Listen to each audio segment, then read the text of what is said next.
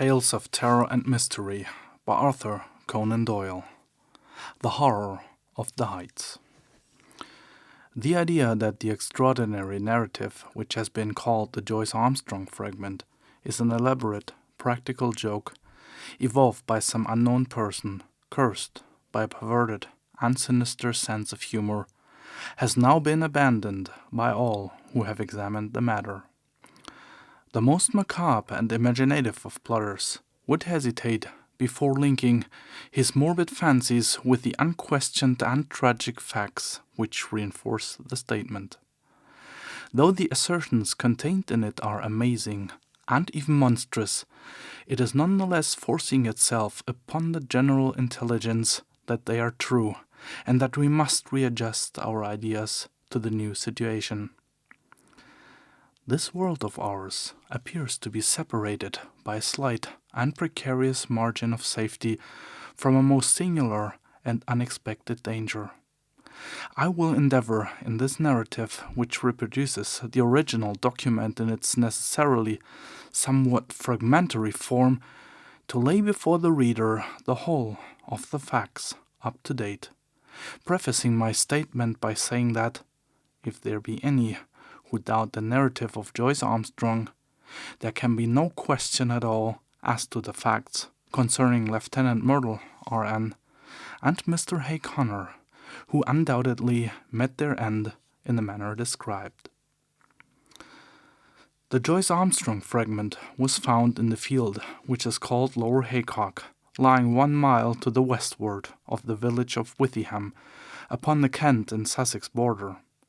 It was on the 15th September last that an agricultural labourer, James Flynn, in the employment of Matthew Dodd, farmer of the Chauntry Farm, Withyham, perceived a briar pipe lying near the footpath which skirts the hedge in Lower Haycock.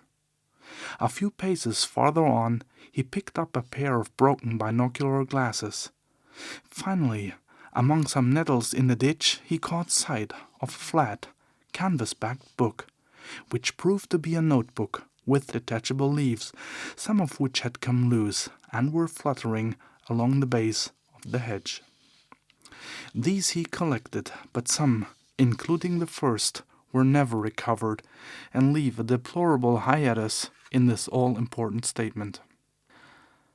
The notebook was taken by the laborer to his master, who in turn showed it to Dr. J. H. Atherton of Hartfield. This gentleman at once recognized the need for an expert examination, and the manuscript was forwarded to the Aero Club in London, where it now lies. The first 2 pages of the manuscript are missing. There is also one torn away at the end of the narrative, though none of these affect the general coherence of the story. It is conjectured that the missing opening is concerned with the record of Mr. Joyce Armstrong's qualification as an aeronaut, which can be gathered from other sources and are admitted to be unsurpassed among the air pilots of England. For many years he has been looked upon as among the most daring and the most intellectual of flying men, a combination which has enabled him to both invent and test several new devices, including the common gyroscopic attachment, which is known by his name. The main body of the manuscript is written neatly in ink, but the last few lines are in pencil and are so ragged as to be hardly legible, exactly, in fact, as they might be expected to appear if they were scribbled off hurriedly from the seat of a moving aeroplane.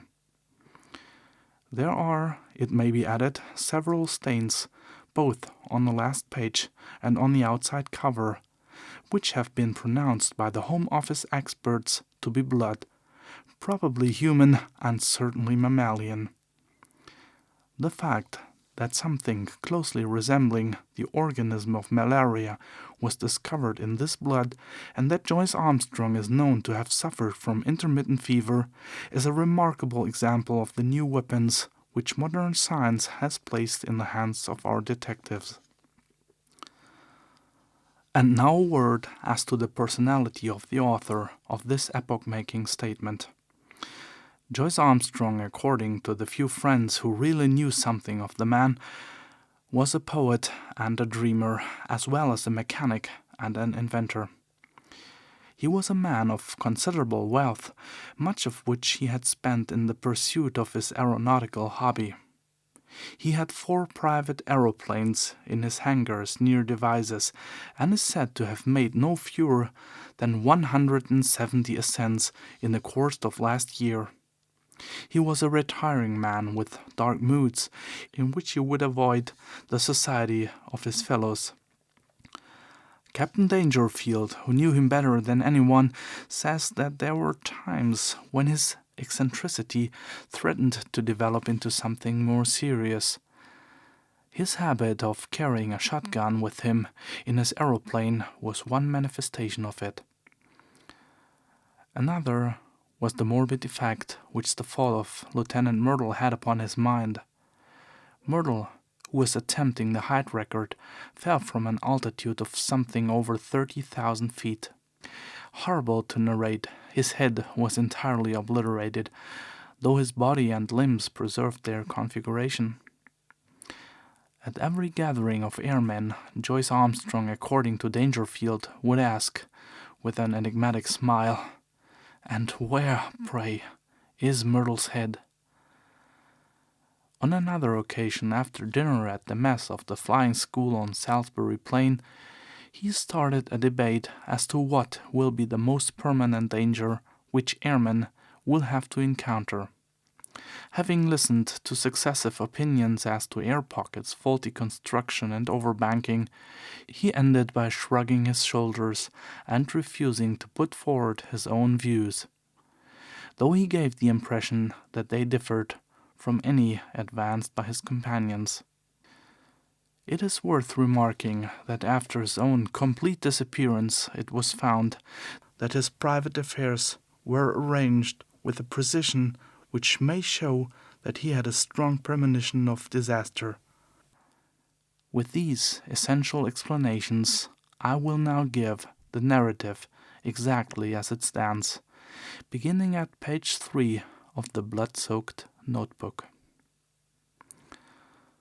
Nevertheless, when I dined at Rheims with Coselli and Gustav Raymond, I found that neither of them was aware of any particular danger in the higher layers of the atmosphere. I did not actually say what was in my thoughts, but I got so near to it that if they had any corresponding idea, they could not have failed to express it. But then, they are 2 empty, vainglorious fellows with no thought beyond seeing their silly names in a newspaper. It is interesting to note that neither of them had ever been much beyond the 20,000-foot level. Of course, men have been higher than this, both in balloons and in the ascent of mountains. It must be well above that point that the aeroplane enters the danger zone, always presuming that my premonitions are correct. Aeroplaning has been with us now for more than 20 years, and one might well ask, why should this peril be only revealing itself in our day? The answer is obvious. In the old days of weak engines, when 100 horsepower gnome or green was considered ample for every need, the flights were very restricted. Now that 300 horsepower is the rule rather than the exception, visits to the upper layers have become easier and more common. Some of us can remember how, in our youth, Garris made a worldwide reputation by attaining 19,000 feet, and it was considered a remarkable achievement to fly over the Alps. Our standard now has been immeasurably raised, and there are 20 high flights for one in former years. Many of them have been undertaken with impunity. The 30,000-foot level has been reached time after time with no discomfort beyond cold and asthma. What does this prove? A visitor might descend upon this planet 1,000 times and never see a tiger. Yet tigers exist, and if he chanced to come down into a jungle, he might be devoured. There are jungles of the upper air, and there are worse things than tigers which inhabit them. I believe in time they will map these jungles accurately out. Even at the present moment I could name two of them. One of them lies over the Pierre-Bourritz district of France. Another is just over my head as I write here in my house in Wiltshire. I rather think there's a third in the Homburg-Wiesbaden district. It was the disappearance of the airmen that first set me thinking. Of course, everyone said that they had fallen into the sea, but that did not satisfy me at all. First, there was Verrier in France. His machine was found near Bayonne, but they never got his body. There was the case of Baxter also, who vanished, though his engine and some of the iron fixings were found in a wood in Leicestershire. In that case, Dr. Middleton of Amesbury, who was watching the flight with a telescope, declares that just before the clouds obscured the view, he saw the machine, which was at an enormous height, suddenly rise perpendicularly upwards, in a succession of jerks in a manner that he would have thought to be impossible. That was the last seen of Baxter. There was a correspondence in the paper, but it never led to anything. There were several other similar cases, and then there was the death of Hay Connor. What a cackle there was about, an unsolved mystery of the air, and what columns in the halfpenny papers, and yet how little was ever done to get to the bottom of the business. He came down in a tremendous volplane from an unknown height. He never got off his machine and died in his pilot's seat. Died of what? Heart disease, said the doctors. Rubbish. Hay Connor's heart was as sound as mine is. What did Venables say? Venables was the only man who was at his side when he died. He said that he was shivering and looked like a man who had been badly scared. Died of fright, said Venables, but could not imagine what he was frightened about. Only said one word to Venables, which sounded like monstrous. They could make nothing of that at the inquest, but I could make something of it. Monsters. That was the last word of poor Harry Hay Connor, and he did die of fright, just as Venables thought. And then there was Myrtle's head. Do you really believe, does anybody really believe, that a man's head could be driven clean into his body by the force of a fall? Well, perhaps it may be possible, but I for one have never believed that it was so with Myrtle. And the grease upon his clothes, all slimy with grease, said somebody at the inquest. Queer that nobody got thinking after that. I did, but then I had been thinking for a good long time. I've made 3 ascents how Dangerfield used to chaff me about my shotgun, but I've never been high enough. Now, with this new, light Paul Verona machine and its 175 rover, I should easily touch the 30,000 tomorrow. I'll have a shot at the record.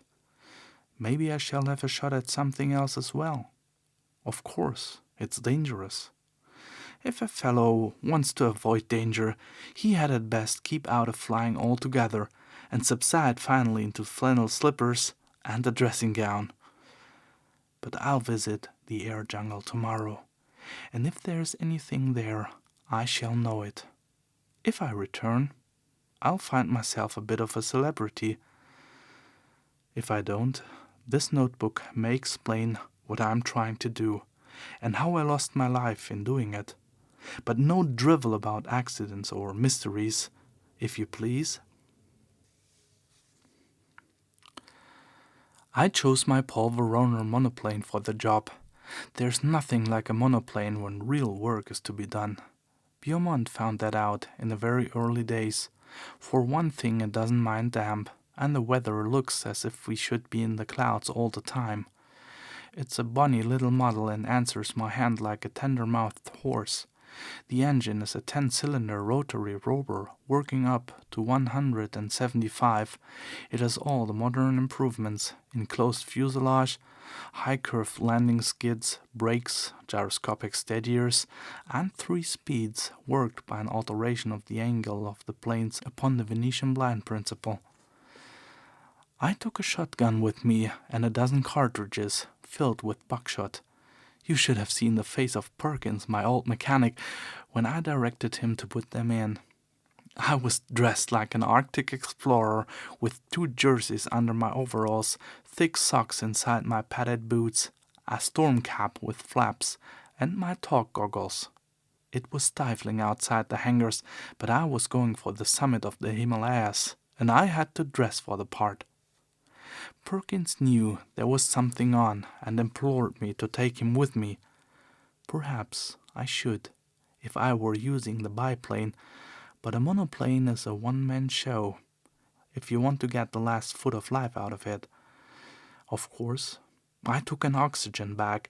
The man who goes for the altitude record without one will either be frozen or smothered, or both. I had a good look at the planes, the rudder bar, and the elevating lever before I got in. Everything was in order so far as I could see.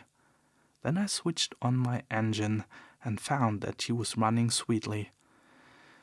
When they let her go, she rose almost at once upon the lowest speed. I circled my home field once or twice just to warm her up, and then, with a wave to Perkins and the others, I flattened out my planes and put her on her highest. She skimmed like a swallow downwind for 8 or 10 miles until I turned her nose up a little, and she began to climb, in a great spiral, for the cloud bank above me. It's all important to rise slowly and adapt yourself to the pressure as you go.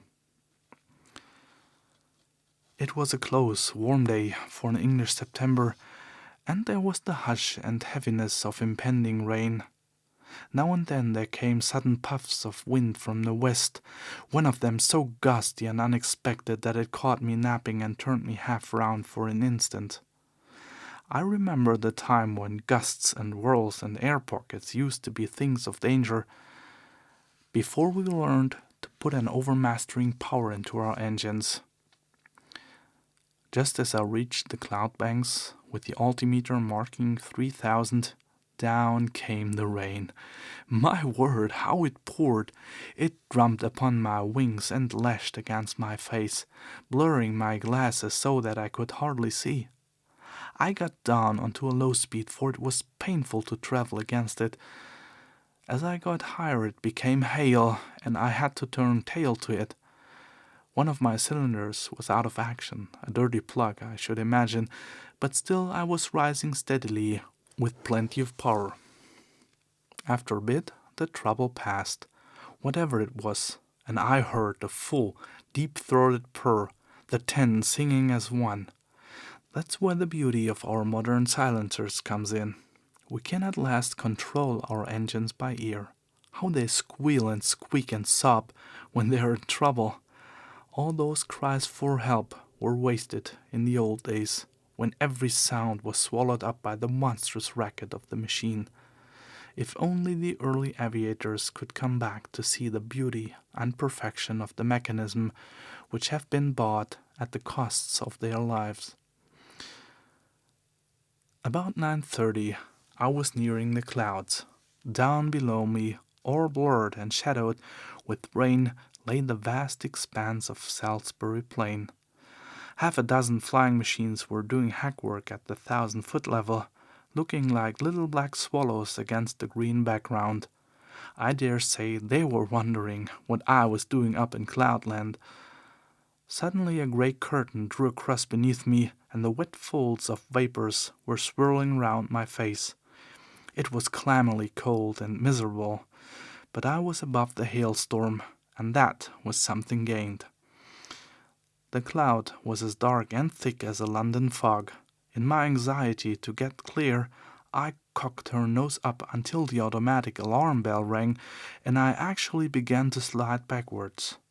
My sopped and dripping wings had made me heavier than I thought. But presently I was in lighter cloud, and soon had cleared the first layer. There was a second, opal-colored and fleecy, at a great height above my head, a white, unbroken ceiling above, and a dark, unbroken floor below, with a monoplane laboring upwards upon a vast spiral between them. It is deadly lonely in these cloud spaces. Once a great flight of some small water birds went past me, flying very fast to the westwards. The quick whir of their wings and their musical cry were cheery to my ear. I fancy that they were teal, but I am a wretched zoologist. Now that we humans have become birds, we must really learn to know our brethren by sight. The wind down beneath me whirled and swayed the broad cloud plain. Once a great eddy formed in it, a whirlpool of vapor, and through it, as down a funnel, I caught sight of the distant world. A large white biplane was passing at a vast depth beneath me. I fancy it was the morning mail service betwixt Bristol and London. Then the drift swirled inwards again, and the great solitude was unbroken. Just after 10 I touched the lower edge of the upper cloud stratum. It consisted of fine diaphanous vapor drifting swiftly from the westwards. The wind had been steadily rising all this time, and it was now blowing a sharp breeze, 28 an hour by my gauge. Already it was very cold, though my altimeter only marked 9,000. The engines were working beautifully, and we went droning steadily upwards. The cloud bank was thicker than I had expected, but at last it thinned out into a golden mist before me, and then, in an instant, I had shot out from it, and there was an unclouded sky, and a brilliant sun above my head, all blue and gold above, all shining silver below, one vast glimmering plain as far as my eyes could reach. It was 10:15 o'clock, and the barograph needle pointed to 12,800. Up I went, up, my ears concentrated upon the deep purring of the motor, my eyes busy always with the watch, the revolution indicator, the petrol lever, and the oil pump. No wonder aviators are said to be a fearless race. With so many things to think of, there's no time to trouble about oneself. About this time I noted how unreliable is the compass when above a certain height from Earth. At 15,000 feet mine was pointing east and the point south. The sun and the wind gave me my true bearings. I had hoped to reach an eternal stillness in these high altitudes, but with every 1,000 feet of ascent the gale grew stronger. My machine groaned and trembled in every joint and rivet as she faced it, and swept away like a sheet of paper when I banked her on the turn, skimming down wind at a greater pace perhaps than ever mortal man has moved. Yet I had always to turn again and tack up in the wind's eye, for it was not merely a height record that I was after. By all my calculations, it was above Little Wiltshire that my air jungle lay, and all my labor might be lost if I struck the outer layers at some farther point. When I reached the 19,000-foot level, which was about midday, the wind was so severe that I looked with some anxiety to the stays of my wings, expecting momentarily to see them snap or slacken. I even cast loose the parachute behind me and fastened its hook into the ring of my leathern belt, so as to be ready for the worst. Now was the time when a bit of scamped work by the mechanic is paid for by the life of the aeronaut. But she held together bravely. Every cord and strut was humming and vibrating like so many harp strings, but it was glorious to see how, for all the beating and the buffeting, she was still the conqueror of nature and the mistress of the sky. There is surely something divine in man himself, that he should rise so superior to the limitations which creation seemed to impose, rise, too, by such unselfish, heroic devotion as this air conquest has shown. Talk of human degeneration, when such a story as this been written in the annals of our race?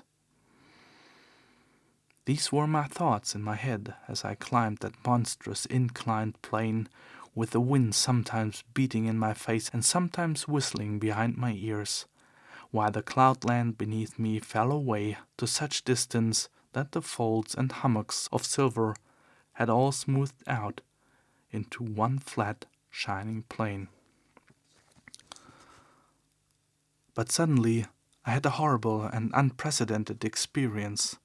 I have known before what it is to be in what our neighbors have called a tourbillon, but never on such a scale as this. That huge, sweeping river of wind of which I have spoken had, as it appears, whirlpools within it, which were as monstrous as itself. Without a moment's warning, I was dragged suddenly into the heart of one. I spun round for a minute or two with such velocity that I almost lost my senses, and then fell suddenly, left wing foremost, down the vacuum funnel in the center. I dropped like a stone, and lost nearly 1,000 feet. It was only my belt that kept me in my seat, and the shock and breathlessness left me hanging half insensible over the side of the fuselage. But I am always capable of a supreme effort.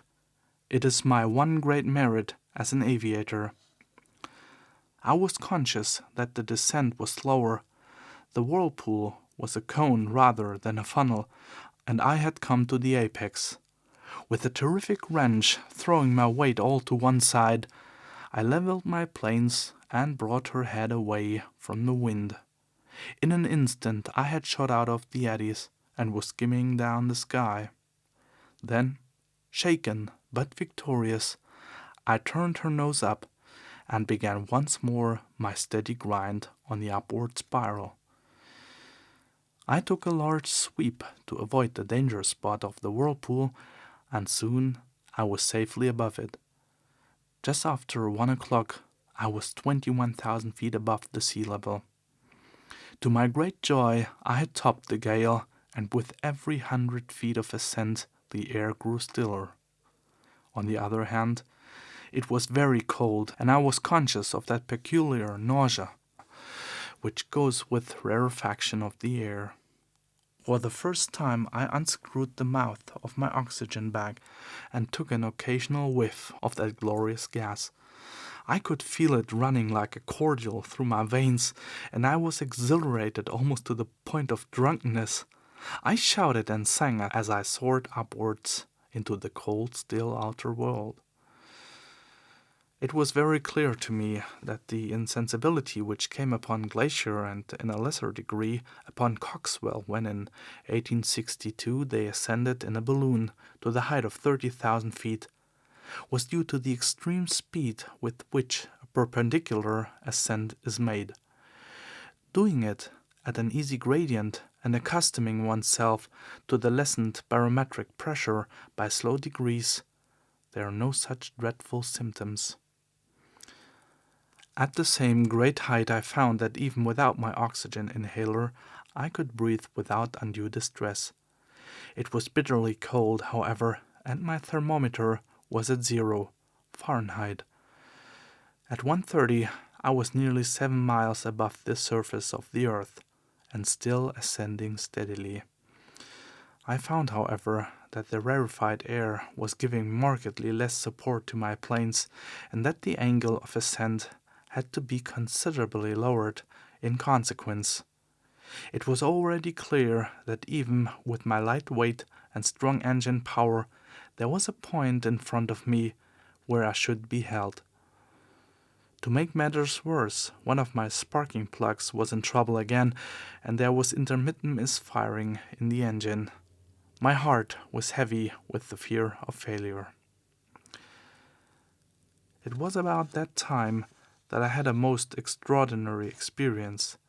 Something whizzed past me in a trail of smoke and exploded with a loud hissing sound, sending forth a cloud of steam. For the instant I could not imagine what had happened.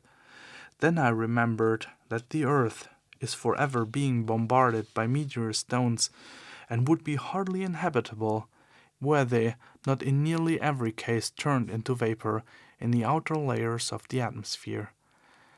Here is a new danger for the high-altitude man, for 2 others passed me when I was nearing the 40,000-foot mark. I cannot doubt that at the edge of the Earth's envelope the risk would be a very real one. My barograph needle marked 41,300 when I became aware that I could go no farther. Physically, the strain was not as yet greater than I could bear, but my machine had reached its limit. The attenuated air gave no firm support to the wings, and the least tilt developed into side-slip, while she seemed sluggish on her controls. Possibly, had the engine been at its best, another 1,000 feet might have been within our capacity. But it was still misfiring, and 2 out of 10 cylinders appeared to be out of action. If I had not already reached the zone for which I was searching, then I should never see it upon this journey. But was it not possible that I had attained it? Soaring in circles like a monstrous hawk upon the 40,000-foot level, I let the monoplane guide herself, and with my Mannheim glass I made a careful observation of my surroundings. The heavens were perfectly clear. There was no indication of those dangers which I had imagined. I have said that I was soaring in circles. It struck me suddenly that I would do well to take a wider sweep and open up a new air tract. If the hunter entered an earth jungle, he would drive through it if he wished to find his game. My reasoning had led me to believe that the air jungle which I had imagined lay somewhere over Wiltshire. This should be to the south and west of me. I took my bearings from the sun, for the compass was hopeless, and no trace of earth was to be seen. Nothing but the distant silver cloud plain. However, I got my direction as best I might and kept her head straight to the mark. I reckoned that my petrol supply would not last for more than another hour or so, but I could afford to use it to the last drop, since a single magnificent volplane could at any time take me to the earth. Suddenly, I was aware of something new. The air in front of me had lost its crystal clearness. It was full of long, ragged wisps of something which I can only compare to very fine cigarette smoke. It hung about in wreaths and coils, turning and twisting slowly in the sunlight. As the monoplane shot through it, I was aware of a faint taste of oil upon my lips, and there was a greasy scum upon the woodwork of the machine. Some infinitely fine organic matter appeared to be suspended in the atmosphere. There was no life there. It was inchoate and diffuse, extending for many square acres and then fringing off into the void. No, it was not life. But might it not be the remains of life?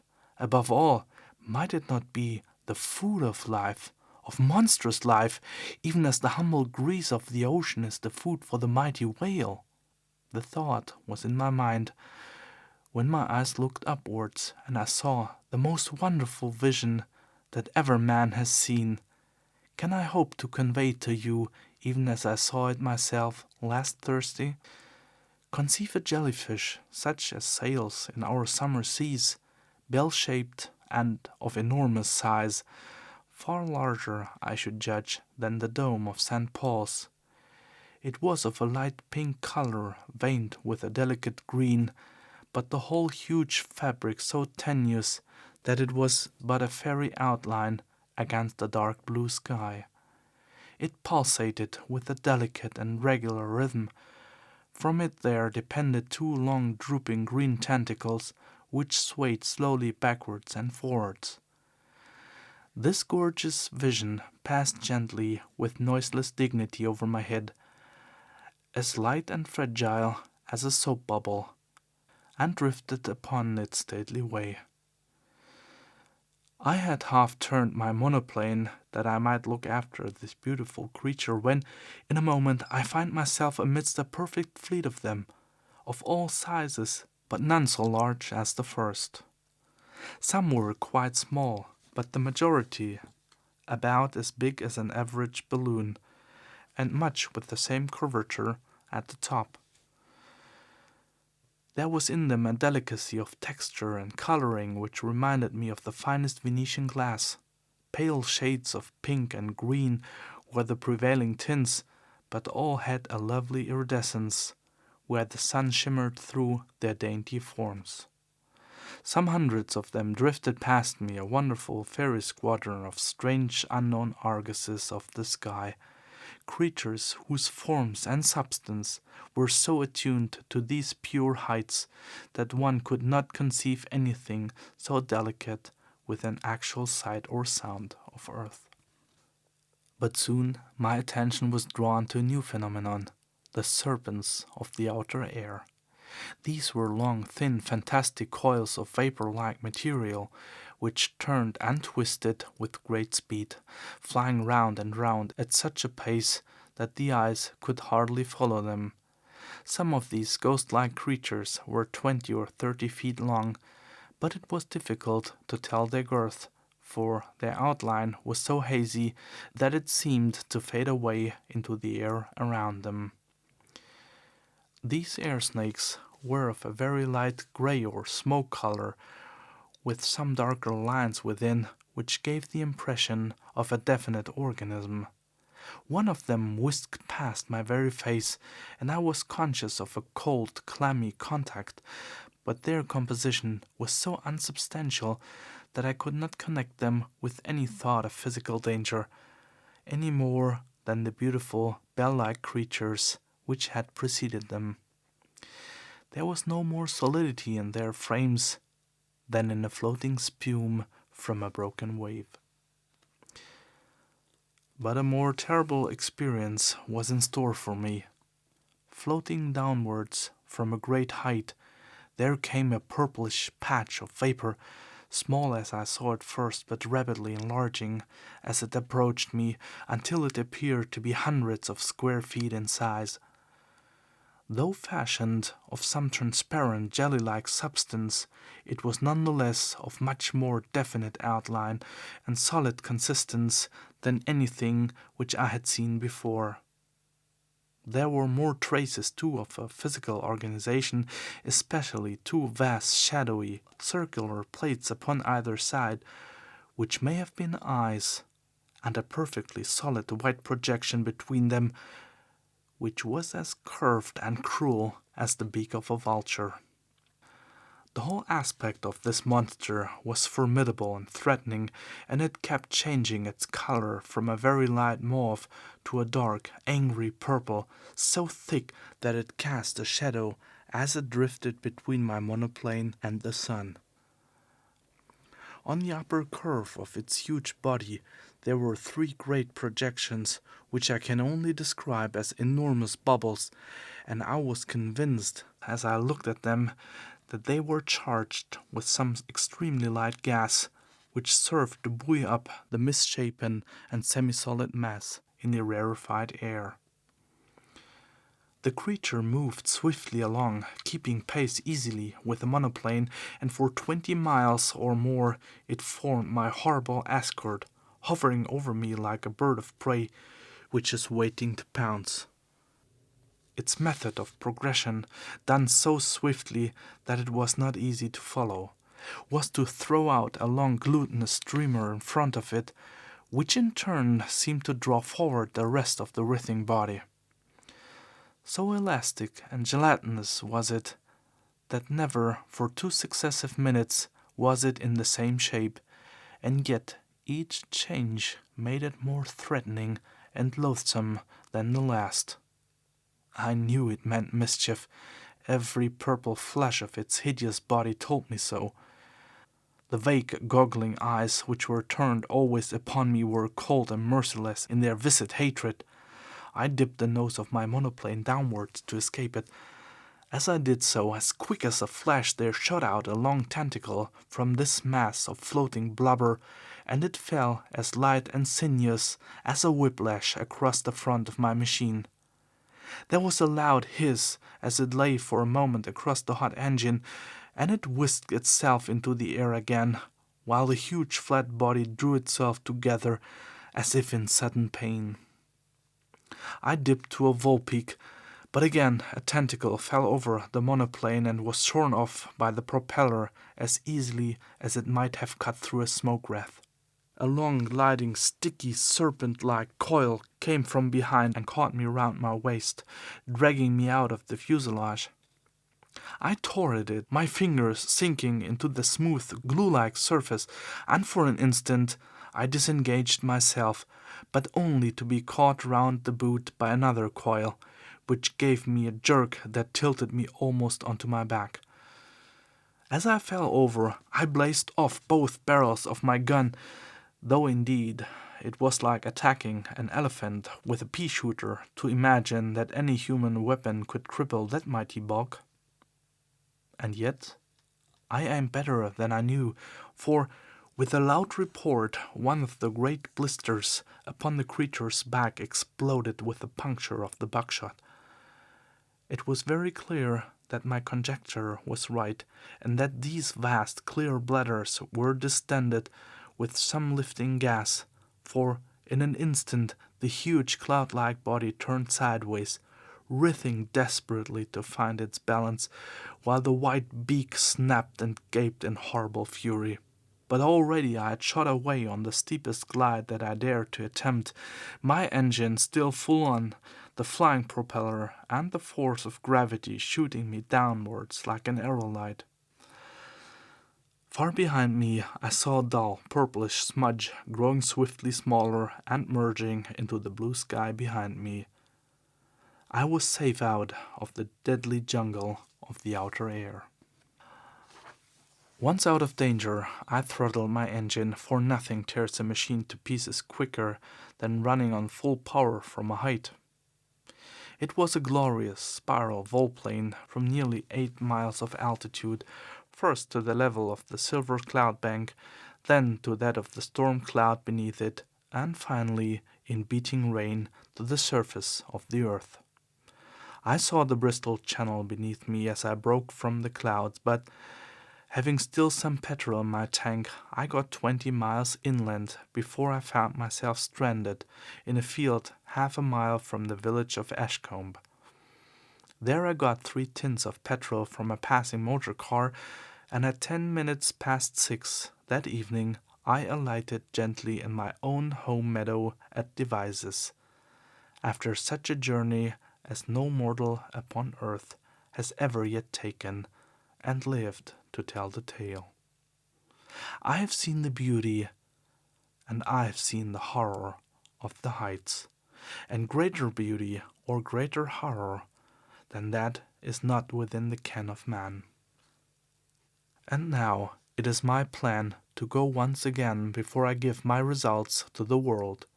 My reason for this is that I must surely have something to show by the way of proof before I lay such a tale before my fellow men. It is true that others will soon follow and will confirm what I have said, and yet I should wish to carry conviction from the first. Those lovely iridescent bubbles of the air should not be hard to capture. They drift slowly upon their way, and the swift monoplane could intercept their leisurely course. It is likely enough that they would dissolve in the heavier layers of the atmosphere, and that some small heap of amorphous jelly might be all that I should bring to earth with me. And yet something there would surely be by which I could substantiate my story. Yes, I will go, even if I run a risk by doing so. These purple horrors would not seem to be numerous. It is probable that I shall not see one. If I do, I shall dive at once. At the worst, there's always the shotgun and my knowledge of. Here a page of the manuscript is unfortunately missing. On the next page is written in large, straggling writing. 43,000 feet. I shall never see Earth again. They are beneath me. 3 of them. God help me. It is a dreadful death to die. Such in its entirety is the Joyce Armstrong statement. Of the man, nothing has since been seen. Pieces of his shattered monoplane have been picked up in the preserves of Mr. Budd Lushington upon the borders of Kent and Sussex, within a few miles of the spot where the notebook was discovered. If the unfortunate aviator's theory is correct that this air jungle, as he called it, existed over the southwest of England, then it would seem that he had fled from it at full speed of his monoplane, but had been overtaken and devoured by these horrible creatures at some spot in the outer atmosphere above the place where the grim relics were found. The picture of that monoplane skimming down the sky with the nameless terrors flying as swiftly beneath it and cutting it off always from the earth while they gradually closed in upon their victim is one upon which a man who valued his sanity would prefer not to dwell.